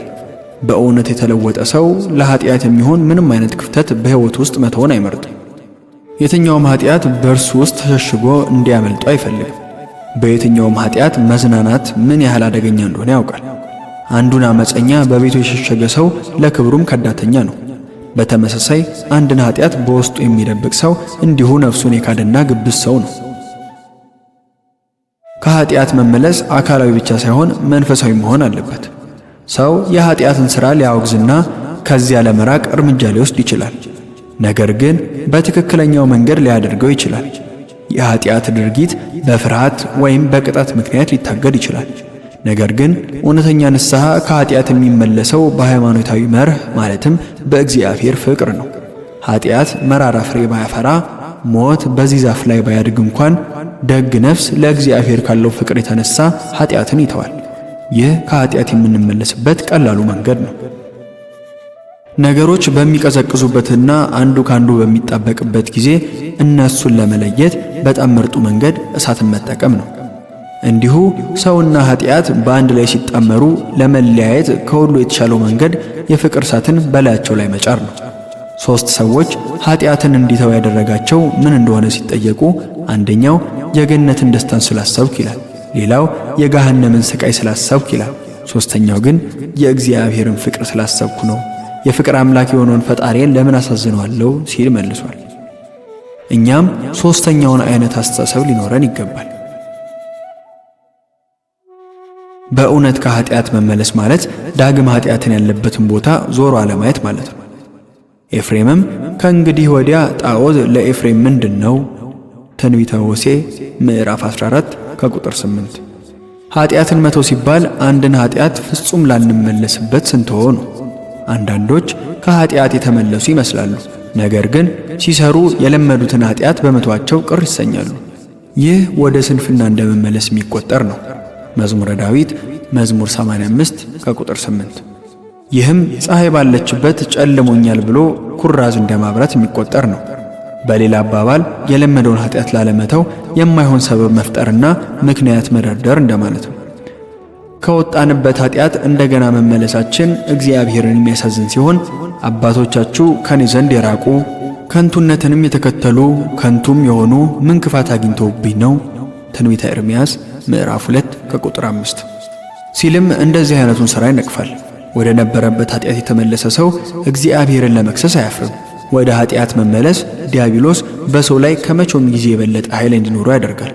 አንድ ሰው ከኃጢአቱ ሲርቅ ዲያብሎስ በዛ ሰው ላይ ያለውን ሥልጣን ማጣት ይጀምራል።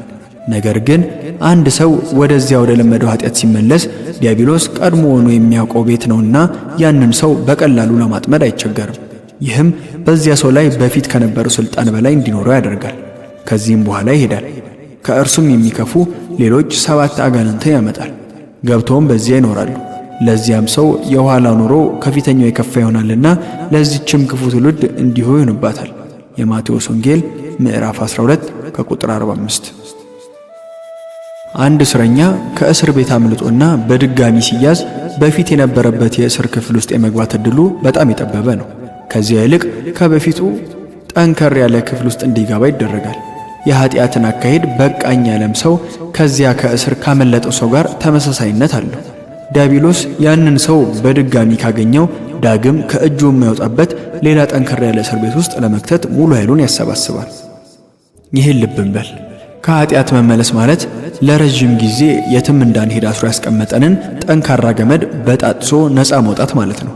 በዚህ መንገድ ከኃጢአት የተመለሰው ሁሉ የተባረከ ሰው ነው። እግዚአብሔርም አስቀድሞ ልጁን አስነሳላችሁ፣ ሁላችሁም ከክፋታችሁ እንድትመለሱ ይባርካችሁ ዘንድ ላከው። የሐዋርያት ሥራ ምዕራፍ 3 ከቁጥር 26። ከኃጢአት መመለስ ለንስሐ በዋናነት የሚያስፈልግ ነገር ነው። ሆኖም ሰዎች ከኃጢአታቸው ለመመለስ በጣም ያንገራግራሉ።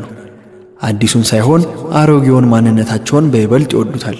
በኖህ መርከብ ውስጥ እንዳሉት አውሬዎች ርኩስ ሆነው ወደ መርከቡ ገብተው ርኩስ ሆነው ከመርከቡ ይወጣሉ። ሰውም እንዲሁ ርኩስ የሆኑትን ባህሪዎቹን ካልተወ ርኩስ እንደሆነ ወደ ቀጣዩ ምዕራፍ ይሄዳል። ምንም እንኳን እኛ ሰዎች ከውጪ ብዙ ለውጦችን የምናይ ቢሆንም በራሳችን ላይ ግን የተለየ ለውጥ ለማድረግ አንፈልግም። ሕዝቡ ግን እስከ ተቀሰፉ ድረስ አልተመለሱም፣ የሰራዊትንም ጌታ እግዚአብሔርን አልፈለጉም። ትንቢተ ኢሳይያስ ምዕራፍ 9 ከቁጥር 13። ከምንሰራው ኃጢአት ላንመለስ እንዴት ንስሐ ገብተናል ለማለት እንደፍራለን? በእርግጥ ከኃጢአት ሙሉ ለሙሉ መመለስ ማለት ደረታችን ውስጥ የተሰነቀረውን የቀስት ፍላጻ እንደማውጣት ይቆጠራል። ፍላጻውን ለማውጣት ስንሞክር ሊሰማን የሚችለው ሕመም እጅግ ከባድ ሊሆን ይችላል። ነገር ግን ፍላጻውን ከደረታችን ውስጥ ካላወጣነው ደግሞ ቁስላችን አመርቅዞ እስከ ሞት ሊያደርሰን ይችላል። ስለዚህ የፍላጻው መውጣት የግድ ነው ማለት ነው።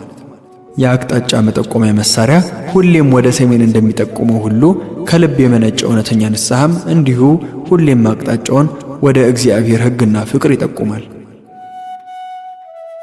ንስሐ መግባት ግዴታ እንጂ ውዴታ አይደለም።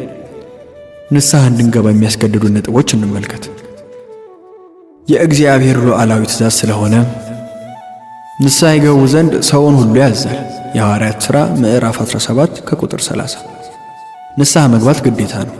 ንስሐ መግባት ወይም አለመግባት በእኛ ምርጫ ላይ የተመሠረተ አይደለም። ከዚያ ይልቅ የማይጣስ ትእዛዝ ነው። እግዚአብሔር በሰማያት ከፍተኛ ፍርድ ቤት ውስጥ ሕግ አውጥቷል። ይህም ኃጢአቱን ከተናዘዘው በቀር ማንም ኃጢአተኛ አይደንም ብሏል። እግዚአብሔርም ደግሞ በፍጹም የራሱን ሕግ አያፈርስም። መላእክቱ ሁሉ በእግዚአብሔር ፊት ቆመው ንስሐ ስላልገባው ሰው ሕይወት ቢለምኑም እንኳን ፈጣሪ ከቃሉ ዝንፍ አይልም። ለብዙ ሺህ ጽድቅን የሚጠብቅ ቸርነትን የሚያደርግ አበሳንና መተላለፍን ኃጢአትንም ይቅር የሚል በደለኛውንም ከቶ የማያነጻ ኦሪት ዘጸአት ምዕራፍ 34 ከቁጥር 7። ምንም እንኳን ፀሐይ ሙሉ ብርሃን ከሆነችበት በላይ እግዚአብሔር በምሕረት የተሞላ ቢሆንም እንኳን ኃጢአተኛ በበደለኛነቱ ሲቀጥል ግን ይቅር አይለውም። እግዚአብሔር ንስሐ መግባት ከማይፈልግ ፍጡር ጋር ያለውን ግንኙነት ያቋርጣል። ኃጢአተኛው ንስሐ እስኪገባ ድረስ እግዚአብሔርና ያ ሰው ወዳጆች ሊሆኑ አይችሉም። ታጠቡ፣ ንጹሐንም ሁኑ፣ የሰውነታችሁን ክፋት ከዓይኖቼ ፊት አስወግዱ፣ ክፉ ማድረግንም ተዉ። ትንቢተ ኢሳይያስ ምዕራፍ 1 ከቁጥር 16። ራሱን ከፈጣሪው ጋር ማቆራኘት የሚፈልግ ሰው በንስሐ ውስጥ ራሱን ማጠብ አለበት። ከዚያም በኋላ እግዚአብሔር ከእርሱ ጋር ይሆናል። ኑና እንዋቀስ። ትንቢተ ኢሳይያስ ምዕራፍ 1 ከቁጥር 18። እንደዚህ የማናደርግ ከሆነ ግን ወደ እርሱ እንደማንቀርብ ተነግሮናል። ብርሃንንስ ከጨለማ ጋር የሚቀላቅል ማን ነው? ሁለተኛ ቆሮንቶስ ምዕራፍ 6 ከቁጥር 14። እግዚአብሔር በበደሉ የሚኮራን ሰው እንዴት ያሳድጋል? ከአመፅ ፍርድ ሁሉ ራቅ። በደል የሌለበትንና ጻድቅን አትግደል። ኃጢአተኛውንም በመማለጃ አታድን። መማለጃን አትቀበል። መማለጃ የዓይናማዎችን ዓይን ያሳወራልና እውነተኛ ቃልንም ያጣምማልና። ኦሪት ዘጸአት ምዕራፍ 23 ከቁጥር 7። እግዚአብሔር ከኃጢአተኛ ጋር ምንም አይነት ወዳጅነት እንዲኖረው አይፈልግም። ከራሱ ቅድስና ጋርም ይጋጫል። በኃጢአታችን ምክንያት እግዚአብሔርን በድለናል። ንስሐ በመግባት ውስጥ ትልቅ ፍትሐዊነት አለ። በኃጢአታችን እግዚአብሔርን በድለናል፣ ክብሩንም ሸፍነናል፣ ሕጉንም ጥሰናል። ስለዚህ ለዚህ ጥፋታችን በምክንያታዊነት ማካካሻ ማድረግ አለብን። በንስሐ ራሳችንን ዝቅ አድርገን ስለ ኃጢአታችን ራሳችንን ፍርድ ላይ ማስቀመጥ አለብን። ፈጣሪ ስለምንሰራው ኃጢአት ፈጣን ቅጣት የሚሰጥ ቢሆን ኖሮ የሚተርፈው ጥቂት በሆነ ነበር። ነገር ግን እንደ ቸርነቱ ወደ እርሱ የምንቀርብበትን መንገድና ጊዜ ሰጥቶናል። ስለዚህም ስጦታው ልናመሰግነውና ልናከብረው ይገባል እንጂ ልንንቀው አይገባም። ከሌሎቹ ይልቅ ንስሐ ለመግባት የሚቸገሩ ሁለት አይነት ሰዎች አሉ። የመጀመሪያው በእግዚአብሔር የሥርዓት አገልግሎት ላይ ብዙ ጊዜ ተቀምጠው የቆዩ ነገር ግን የተሻለ ነገርን ያላደረጉ ሰዎች። ዝናብን የምትጠጣው ምድር ጥሩውን ነገር የምታበቅል ከሆነ በረከትን ታገኛለች። ነገር ግን እሾህና ኩርንችትን ብታወጣ ግን የተጣለች ናት፣ ለመረገምም የቀረበች ናት። ዕብራውያን ምዕራፍ 6 ከቁጥር 8። በእሳት ውስጥ ለረጅም ጊዜ የቆየ ብረት ከመቅለጥ ውጪ ምንም አይነት ተስፋ የለውም። ይህም በእሳት ውስጥ መቆየትን እንደ ምርጫ ወሰዱትን የእግዚአብሔር ልጆች መጨረሻቸው መጥፋት እንደሆነ የሚያመላክት ነው። እነዚህ እነርሱ እንዲያገለግሉት የመረጣቸው አገልጋዮች ሥራቸውን ዘንግተውና ተኝተው ራሳቸውን ሲያገኙ ስለሰሩት በደል ፈጽሞ ወደ ንስሐ መግባት ከባድ ይሆንባቸዋል። መድኃኒታችን ኢየሱስ ክርስቶስ በአንድ ወቅት ስለ በለስ ዛፍ የተናገረውን በእነርሱ ላይ ተግባራዊ የሚያደርግም ይመስላቸዋል። በመንገድም አጠገብ የበለስ ዛፍ አይቶ ወደ እርሷ ሄደ፣ ነገር ግን ከቅጠል ብቻ በቀር ምንም ፍሬ አላገኘባትም። እንግዲህ ወዲህ ለዘላለም ፍሬ አይኖርብሽ አላት። የማቴዎስ ወንጌል ምዕራፍ 21 ከቁጥር 19። ሁለተኛ፣ በቃሉ ጽኑ እምነትና በመንፈሱ ቃል ኪዳን ላይ ብዙ ጊዜ ኃጢአትን የሰሩ ሰዎች። ሕሊና የሚንበለበል ሰይፍ በእጁ እንደያዘ መልአክ ቆሞ ስለ ሥራችን ይገሥጸናል። ይህን ታላቅ ክፉ ነገር አታድርጉ ሲልም ሁል ጊዜ ይገሥጸናል። ኃጢአተኞች ግን የሕሊናውን ድምፅ መስማት አይፈልጉም። በዲያብሎስ ምሪት ሰልፋቸውን ከእርሱ ጋር ያደርጋሉ። ለእንደነዚህ አይነት ሰዎች ንስሐ መግባት ቀላል አይደለም። በምድር ላይ ሳሉ አላስተዋሉ፣ የቅንነት መንገድንም አላዩም፣ በአደባባዩም አልሄዱም። መጽሐፈ ኢዮብ ምዕራፍ 24 ከቁጥር 13። ከብርሃን እጦት የተነሳ ኃጢአት መስራት አንድ ነገር ነው። ሌላው የከፋው ደግሞ በራሱ በብርሃን ላይ ኃጢአትን መስራት ነው። ይቅር የማይለው ኃጢአት እዚህ ጋር ይጀምራል። ሰዎች በሕሊና ብርሃን ላይ ኃጢአት በመስራት ይጀምራሉ። ከዚያም ቀስ በቀስ የጸጋን መንፈስ ለማምከን ሩጫቸውን ይቀጥላሉ። ለንስሐ የሚገፋፉ ድንቅ ምክንያቶች። ንስሐ የበለጠ ሕያው ለማድረግ ወደ ንስሐ እንድንገባ የሚያበረታቱን አንዳንድ ድንቅ ምክንያቶች እንመልከት። ሐዘንና የቀለጠ ልብ። አንድን የብረት ቁራጭ ባለበት ሁኔታ ላይ ጥቅም ላይ ለመዋል እንቸገራለን። ነገር ግን ስናቀልጠውና ወደ ፈለግነው ቅርጽ ስንቀይረው ጥቅም ላይ ለመዋል አንቸገርም። ስለዚህ በኃጢአት የደነደነ ልብ ከንቱ ነው። ነገር ግን በንስሐ ሲሟሟ ጥቅም ላይ ይውላል። ቀላጭ ልብ ለጸሎት ብቁ ነው። ልብ በእቶን ውስጥ እንዳለ ብረት ከሆነ ለማንኛውም ነገር ምቹና በቀላሉ የሚተጣጠፍ ይሆናል። አቤቱ ምን እንዳደርግ ትሻለህ? የሐዋርያት ሥራ ምዕራፍ 9 ከቁጥር 6 በማለት ልባችንን ለፈጣሪ ክፍት ማድረግ አለብን። ንስሐ በፈጣሪ ዘንድ እጅግ ተቀባይነት ያለው ነገር ነው። መንፈሳዊ ወንዝ ንስሐ የአትክልት ስፍራውን ለማጠጣት ሲፈስ ሕሊናችን፣ ልባችን በእግዚአብሔር ፊት የሚደሰት ኤደን ገነት ይሆናል። በርግብ አምሳል የወረደው የእግዚአብሔር መንፈስም በንስሐ ውሃ እጅግ ይደሰታል። እግዚአብሔር ጤናማ ከሚመስለው ይልቅ የተሰበረ ልብ ያደንቃል። የእግዚአብሔር መሥዋዕት የዋህ መንፈስ ነው። መዝሙረ ዳዊት መዝሙር 150 ከቁጥር 17። መግደላዊት ማርያም በክርስቶስ እግር ላይ ተደፍታ አንብታለች። የሉቃስ ወንጌል ምዕራፍ 7 ከቁጥር 38። አውግስጢኖስ እንደተናገረው መግደላዊት ማርያም በሰዓቱ ሁለት ነገሮችን ወደ ክርስቶስ አምጥታለች፣ ሽቶና እንባ። ነገር ግን እንባዎቿ ከሽቶ የበለጠ ዋጋ ነበራቸው። እንባዎቿ ለምህረቷ ኃይለኛ ተናጋሪዎች ነበሩ። ምንም እንኳን እንባዎቿ በዝምታ ውስጥ ሆነው የሚፈሱ ቢሆንም የራሳቸው ድምፅ ግን ነበራቸው። እግዚአብሔር የለቅሶዬን ቃል ሰምቷልና። መዝሙረ ዳዊት ምዕራፍ 6 ከቁጥር 8። ንስሐን ምንም ነገር ሊተካው አይችልም። አንዳንዶች የእውቀት ክምችት እንዳላቸው አድርገው ራሳቸውን ይባርካሉ። ነገር ግን ንስሐ ከሌለ እውቀት ምን ይጠቅማል? ሁሉንም ምስጢራት ከመረዳት ይልቅ አንድን ኃጢአት ማቃለል ይሻላል። ምንም እንኳን የተሰጡት ስጦታዎች ድንቅ ቢሆንም ዲያብሎስ ክፉ በመሆኑ ምክንያት ስጦታዎቹ የብርሃን መልአክ እንዲመስል ከማድረግ ውጪ ወደ ጥልቁ ከመጣል አላዳኑትም። በክፉ ልብ ውስጥ ሆኖ በእውቀት መታነጽ ማለት ልክ በሽታን በውስጥ ይዞ ፊት ሲስቅ እንደማለት ነው። ንስሐ የሌለበት እውቀት ማለት ሰዎችን የገሃነምን መንገድ ለማሳየት እንደሚበራ ችቦ ነው። የንስሐ እንባ ጣፋጭ ነው። ንስሐ ልክ እንደ ከርቤ ነው። ምንም እንኳን ለመቅመስ መራራ ቢሆንም እጅግ ጣፋጭ ሽታ ማመንጨት ይችላል። ስለዚህ ንስሐ ምንም እንኳን በራሱ መራራ ቢሆንም በውጤቱ ግን ጣፋጭ ነው። ውስጣዊ ሰላምን ያመጣል። ነፍስ ያለ ንስሐ ልትሰፋና ደስተኛ ልትሆን አትችልም። ንስሐ መግባት ተብሎ የተተረጎመው የዕብራይስጥ ቃል መጽናናትን ያመለክታል። እንደ ንስሐ የሚያስደስት ነገር የለም። አንድ ሊቅ ሲናገር እንባዎች 4 ባህሪያት አላቸው ብሏል። እነርሱም እርጥብ፣ ጨዋማ፣ ሙቅና መራራ ናቸው። የቀዘቀዘ ሕሊናን ለማሞቅ ትኩስ ናቸው። ጠንካራ ልብን ለማለስለስ እርጥብ ናቸው። በኃጢአት የምትታረሰውን ነፍስ ለማጣፈጥ ጨዋማ ናቸው። ከዓለም ፍቅር ሊያርቁን መራራ ናቸው ሲል ገልጿል። እኔ ደግሞ አምስተኛውንም ልጨምርበት። ልብን ደስ ለማሰኘት ጣፋጭ ናቸው፣ ነገር ግን ሐዘናችሁ ወደ ደስታ ይለወጣል። የዮሐንስ ወንጌል ምዕራፍ 16 ከቁጥር 20። ሊቁ አጉስጢኖስ አንድ ሰው በኃጢአቱ ሊያዝን እንዲሁም በሐዘኑ ደስ ሊለው ይገባል ብሏል። እንባ በጣም ጣፋጭ የሆኑ ዳቦዎችን የመጋገር አቅም አለው። በእስራኤል ውስጥ ታላቅ አልቃሽ የነበረው ዳዊት የእስራኤል ጣፋጭ ዘማሪ ነበር። የንስሐ ሐዘን እንደ ምጥ ሴት ሐዘን ነው። ሴት በምትወልድበት ጊዜ ወራቷ ስለደረሰ ታዝናለች።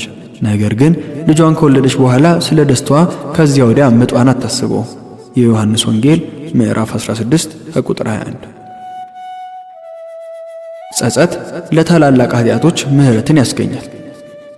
ኃጢአተኛ የሆነችው መግደላዊት ማርያም የመድኃኒታችን ኢየሱስ ክርስቶስን እግር በእንባዋ ባጠበች ጊዜ ይቅርታን አግኝታለች። ክርስቶስን ለመስቀል እጃቸውን አንስተው ከነበሩ አይሁዶች መካከል አንዳንዶቹ በንስሐቸው ምክንያት ያፈሰሱት ደም ለመፈወስ ምክንያት ሆኖላቸዋል። ኃጢአታችሁ እንደ አለላ ቢሆን እንደ በረዶ አነጻዋለሁ፣ እንደ ደምም ቢቀላ እንደ ባዘቷ አጠራዋለሁ። ትንቢተ ኢሳይያስ ምዕራፍ 1 ከቁጥር 18። ምንም እንኳን አንድን ኃጢአት ደግመን የሠራነው ቢሆንም እንኳን ከልባችን ከተጸጸትን የእግዚአብሔር ምሕረት ሊያጠፋልን ይችላል። ይህም በኃጢአታቸው አጸያፊነት ተስፋ የቆረጡትን ሊያጽናናቸው ይችላል። ለእነርሱ ምንም ተስፋ እንደሌለው ያህል ቢሰማቸውም በቁም ነገር ወደ እግዚአብሔር ቢመለሱ ኃጢአታቸው ይሰረዛል።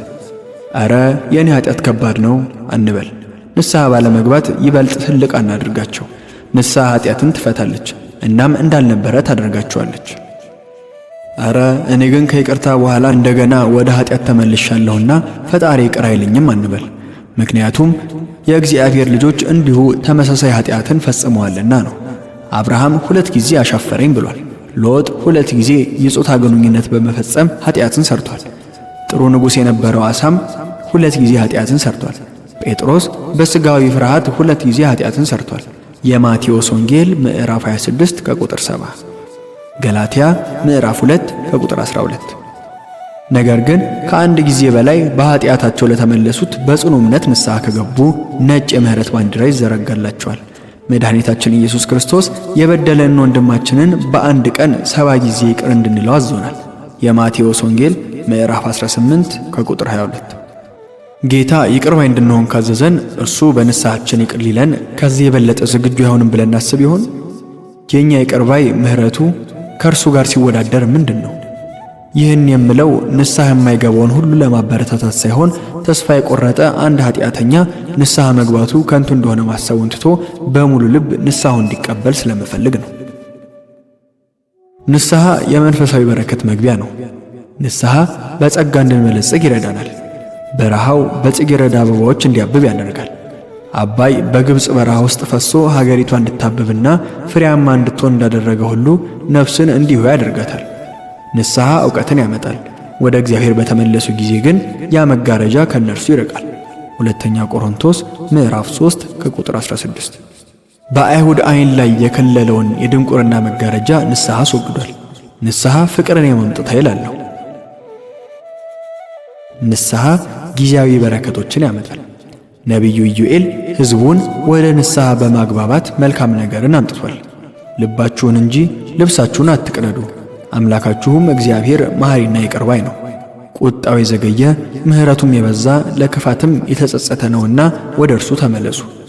እግዚአብሔርም መልሶ ሕዝቡን እነሆ እህልንና ወይንን ዘይትንም እሰድላችኋለሁ፣ እናንተም በእርሱ ትጠግባላችሁ። ከእንግዲህ ወዲያ በአሕዛብ መካከል መሰደቢያ አላደርጋችሁ። መጽሐፈ ኢዮብ ምዕራፍ 2 ከቁጥር 13 እስከ 19። በዕቃ ውስጥ ውሃ ስናስቀምጥ ውሃው ወዴትም አይቀየርም። ነገር ግን የእንባን ውሃ ወደ እግዚአብሔር አቁማዳ ውስጥ ስናስገባ ወይን ይሆናል። ወይን ጠጅና ዘይት እልክልሃለሁ። ኃጢአት የምድርን ፍሬ ሁሉ ያነዳል። ብዙ ዘራችሁ፣ ጥቂትም አገባችሁ። ትንቢተ ሐጌ ምዕራፍ 1 ከቁጥር 6። ንስሐ ግን የሮማን ፍሬን ያበቅላል እና ወይኑ ሙሉ ዘለላዎችን ያፈራል። የእግዚአብሔርን ጠርሙስ ሙላ፣ እርሱም ያንተን ቅርጫት ይሞላል። ብትመለስ በእግዚአብሔር ፊት ራስህን ብታዋርድ ኃጢአትንም ከልብህ ብታርቅ በዓለቱ ቋጥኝ ላይ ለራስህ መዝገብን ታኖራለህ። የኦፊርንም ወርቅ እንደ ጅረት ድንጋይ ይሆንልሃል። መጽሐፈ ኢዮብ ምዕራፍ 22 ከቁጥር 23 እስከ 24። ንስሐ መግባት ወደ እግዚአብሔር መመለስ ነው። ይህም የወርቅ ምርትን ያመጣል። ንስሐ በሰማይ ደስታን ታደርጋለች። መላእክት እንደ ምሳሌው ቅዱስ ቀንን ያከብራሉ። እላችኋለሁ እንዲሁ ንስሐ ስለሚገባ ስለ አንድ ኃጢአተኛ በእግዚአብሔር መላእክት ፊት በሰማያት ደስታ ይሆናል። የሉቃስ ወንጌል ምዕራፍ 15 ከቁጥር 10። ምስጋና የሰማይ ዜማ እንደሆነ ሁሉ ንስሐም የመንግሥተ ሰማያት ደስታ ነው። ሰዎች የመዳንን ስጦታ ቸል ሲሉና በኃጢአት ሲቀዘቅዙ ይህ ሰይጣንን ያስደስተዋል። ነገር ግን አንድ ነፍስ በንስሐ ወደ ክርስቶስ ቤት ስትመጣ ይህ በመላእክት ዘንድ ደስታን ይፈጥራል። ኃጢአታችን መድኃኒታችን ኢየሱስ ክርስቶስ ምን ያህል ዋጋ እንዳስከፈለው እንመልከት። መድኃኒታችን ኢየሱስ ክርስቶስ ለኃጢአታችን ምን ያህል ዋጋ እንደከፈለ ስናስብ ፈጣሪ ምን ያህል የሰውን ልጅ እንደሚወድ እንረዳበታለን። ክርስቶስ አለት ተብሎ ተጠርቷል። አንደኛው ቆሮንቶስ ምዕራፍ 10 ከቁጥር 4። እጆቹ በምስማር ሲወጉና ጦሩም ጎኑን ሲወጋው ከዚህ አለት ውሃና ደም ወጥቷል። እናም ይህ ሁሉ መድኃኒታችን ኢየሱስ ክርስቶስ ስለኛ ያደረገው ነገር ነው። ከ62 ሱባኤ በኋላም መሲህ ይገደላል፣ በእርሱም ዘንድ ፍትሕ የለም። ትንቢተ ዳንኤል ምዕራፍ 9 ከቁጥር 26። እኛ የፖም ፍሬም ቀምሰን ኮምጣጤውንና ሐሞቱን ደግሞ እርሱ ቀመሰ። በሁሉም ቦታ ኃጢአትን ሠራን፣ እርሱም በሁሉም ሥራችን ደሙን አፈሰሰ። ታዲያ በደረቅ ዓይኖቻችን ለእኛ ሲል የተሰቃየውን አዳኛችንን ለማየት ብቁ ነን? ክርስቶስን ስላዋረዱት ኃጢአቶቻችን ልንናዘዝ አይገባም? የክርስቶስን ደም ያፈሰሱት እነዛ ኃጢአቶቻችን ከእኛ እንባ ሊያፈሱ አይገባም? ከአሁን በኋላ በኃጢአት የተጫወትን የክርስቶስ ጠባሳን እንዳሽር ማድረግ ይገባናል? ከዚያ ይልቅ በንስሐ ኃጢአታችንን ልንሰቅለው ይገባል። ንስሐን ማዘግየት ያለው መዘዝ። ንስሐን ማዘግየት አደጋን ያመጣል። ኃጢአት ምን እንደሆነ ካጤንን ለንስሐ ለምን እንዘገያለን? ኃጢአት መርዝ ነው። መርዝ ደግሞ በሰውነት ውስጥ ለረጅም ጊዜ እንዲቆይ ማድረግ እጅግ አደገኛ ነው። እንዲሁ ኃጢአት ቁስል ነው። ቁስሉ ደግሞ ቶሎ ካልታከመ ወደ ሌላ በሽታ ይቀየራል። ኃጢአት በንስሐ ቶሎ ካልዳነ ሕሊናን ያሰቃያል፣ ነፍስንም ያስጨንቃል። ሰው በክፉ ድንኳኖች ውስጥ መኖርን የሚወድ ስለምንድን ነው? በጠላት ሰፈር ውስጥ ለረጅም ጊዜ መቆየት እጅግ አደገኛ ነው። ንስሐን ለሌላ ጊዜ ማስተላለፍ አደገኛ ነው። ምክንያቱም ማንም ሰው በኃጢአት በቀጠለ ቁጥር የንስሐውም ሥራ እንዲሁ እየጠነከረ ይሄዳል። መዘግየት ኃጢአትን ያጠናክራል፣ ልብንም ወደ ድንጋይነት ይቀይራል። በስተመጨረሻም ለዲያብሎስ የበለጠ መብትን በእኛ ላይ ይሰጣል። በማደግ ላይ ያለ አንድ ተክል በቀላሉ ሊነቀል ይችላል። ነገር ግን ስሩን ወደ መሬት ውስጥ ከዘረጋ በኋላ ተክሉን በቀላሉ መንቀል ከባድ ነው። ስር የሰደደንም ኃጢአት ለማስወገድ እጅግ ከባድ ነው። ውሃ ወደ በረዶ ከተቀየረ በኋላ እንደፈለግን ለማድረግ እንቸገራለን። የሰውም ልብ አንዴ መጠጠር ከጀመረ በኋላ ወደ ቀድሞ ቦታው ለመመለስ አስቸጋሪ ነው። ማንም ሰው በአመፅ ምጥ ውስጥ ከቆየ በኋላ የሚወልደው ክፋት እጅግ አስነዋሪ ነው። ኃጢአት ልክ እንደ እሳት ነው። የሚበላው ነገር ካገኘ ያለማቋረጥ ያኝካል። ሌላው ንስሐ ሳንገባ የወንጌል ቀን ሊያልፍ ይችላል። ይህ የብርሃን ዘመን ነው። ዘመኑ ጣፋጭ ቢሆንም እንኳን እጅግ ፈጣንም ነው። አንቺስ ብታውቂ ሰላምሽ ዛሬ ነበረ፣ ከእንግዲህ ወዲህ ግን ከዓይኖችሽ ተሰወረ። የሉቃስ ወንጌል ምዕራፍ 19 ከቁጥር 42። የወንጌል ገበያ ተወግዶ ራእዩ እንዳይቀር ንስሐ ማዘግየት አደገኛ ነው። የእግዚአብሔር መንግሥት ከእናንተ ትወሰዳለች። የማቴዎስ ወንጌል ምዕራፍ 21 ከቁጥር 43። ንስሐ ሳንገባ የሰው ልጅ የግል የጸጋ ቀን ሊያልቅ ይችላል። እግዚአብሔር ያለን የጸጋ መንገድ ምንም አይጠቅምም የሚልበት ጊዜ ቢመጣስ? አቤቱ ስጣቸው። ምን ትሰጣቸዋለህ? መካን ማኅፀንን የደረቁትንም ጡቶች ስጣቸው። ሆሴዕ ምዕራፍ 9 ከቁጥር 14። እንግዲህ እንዲህ አይነት ውሳኔ እስኪሰጥ ድረስ ለምን እንጠብቃለን? ከዚህ ሌላ ሕሊናችን መስበክ ሊያበቃ ይችላል። ሕሊና የልብ ሰባኪ ነው። አንዳንድ ጊዜ ያሳምናል፣ አንዳንዴ ይወቅሳል። እግዚአብሔርም ሕሊናን ከእንግዲህ ወዲህ አትስበክ፣ እንግዲህ ግፍ የሚሠራው ወደፊት ግፍ ይሥራ፣ ርኩሱም ይርከስ ሊለው ይችላል። የዮሐንስ ራእይ ምዕራፍ 22 ከቁጥር 11።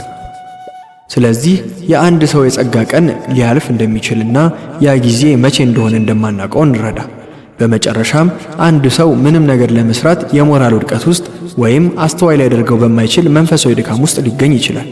የእንቅልፍ መንፈስን አፍስሶባቸዋል። ትንቢተ ኢሳይያስ ምዕራፍ 29 ከቁጥር 10። ይህ የጸጋ ቀን ማለፉን የሚያሳይ አሳዛኝ ቅድመ ሁኔታ ነው።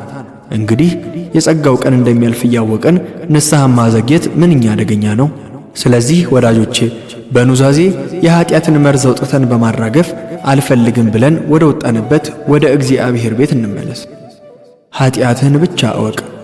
ትንቢተ ኤርምያስ ምዕራፍ 3 ከቁጥር 13። ወስብሐት ለእግዚአብሔር። ዘኍልቍ ብርሃን ሚዲያን በተለያዩ አማራጮች ይከታተሉ።